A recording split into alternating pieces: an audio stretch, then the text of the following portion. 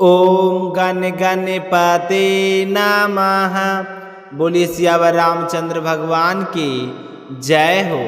स्वागत है हमारे चैनल।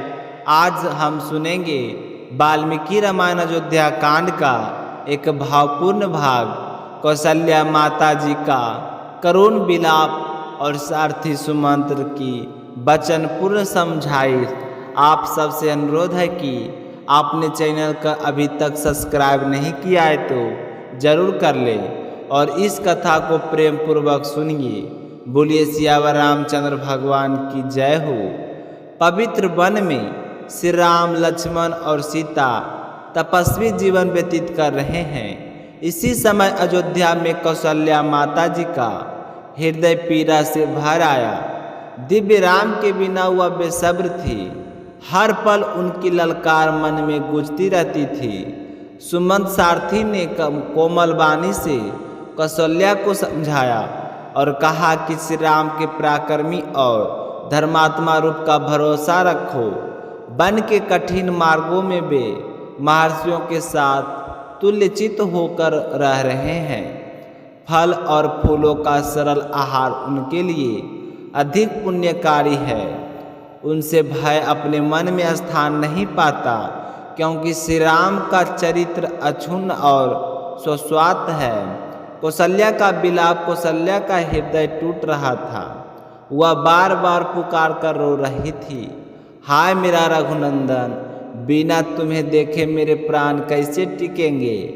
आंसू उनकी आंखों में बह रहे थे, पर सब छलकते हुए कहते, वह सुंदर सशक्त जिसकी हर सांस कमल की तरह सुगंधित है, जिसके कोमल में सौम्यता और तेज है, मैं उसे कैसे खो दूँ। वह कल्पना करती कि श्री राम कौन कौन से कष्ट सहते होंगे। वन की ठंड, भूख, जंगल में असमंजस और सोचकर ही उसका हृदय छलनी हो जाता। कौशल्या का स्वाभाविक प्रश्न हुआ ऐसा करती, हे स्वामी, अपने अपने प्रिय पुत्रों को कैसे निष्कासित कर दिया। ककई के एक आदेश पर आपने उन्हें वन में भेजा। किन्हीं कारणों से इतना बड़ा निर्णय कर दिया। क्या आपने सोचा भी नहीं कि राजा के घर में पले बढ़े ये युवक, जिनके जीवन में शोभा और वैभव रहा है, वे वन के कष्ट कैसे सह पाएंगे। वह इस भय से दुखी है कि रघुकुल का मान सम्मान किस प्रकार प्रभावित होगा, और क्या श्री राम कभी उस अपमान को सहकर राज स्वीकार करेंगे। सुमंत्र का उत्तर धैर्य और श्रद्धा। सुमंत्र ने बड़ी शांति से कौशल्या के समझ बड़े स्नेह से बात रखी। उसने कहा, महारानी, श्री राम कहीं है जो धर्म के मार्ग पर अडिग रहते हैं।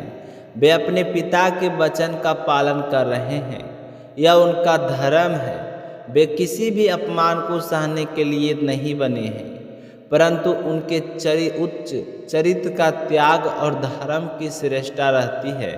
वे वन में अखंड तपस्या कर रहे हैं, महर्षियों की संगत में स्थिरचित होकर अपने पिता की प्रतिज्ञा निभा रहे हैं।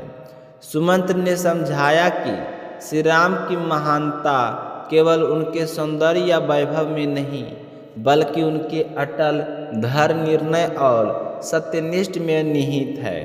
यदि वे कभी लौटे तो उनका वापस आना अपने आप में न्याय और पुनः स्थापना होगा, न किसी प्रकार का समर्पण। इसलिए कौशल्या को अपने दुख पर संयम रखने और प्रभु पर पूर्ण श्रद्धा रखने की प्रेरणा दी। कौशल्या का अंत विरोध। कौशल्या कहती है कि उनका हृदय लोहे जैसा कठोर है, फिर राम के बिना क्यों नहीं मर गया। वह माँ की चिंता से भरपूर है। उनके लिए राम का जीवन का आधार थे। उसने राजा दशरथ से प्रश्न किया, क्या आपने सोचा कि आपके इस निर्णय से अयोध्यावासी और परिजन किस प्रकार कष्ट सह रहे हैं। वह यह भी कहती कि केवल कैकेयी और भरत से ही प्रसन्न नहीं रहते, संपूर्ण नगर दुखी है। श्रद्धा और समर्पण तथा कथा का ताना बाना यही सिखाता है कि श्रद्धा, त्याग, धर्म के मार्ग पर स्थिरता ही वास्तविक बल है।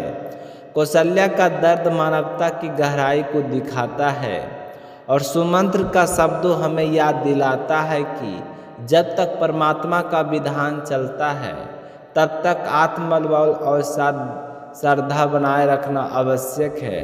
श्री राम ने स्वयं अपनी प्रतिज्ञा और धर्म को सर्वोपरि रखा, यही उनकी महिमा है।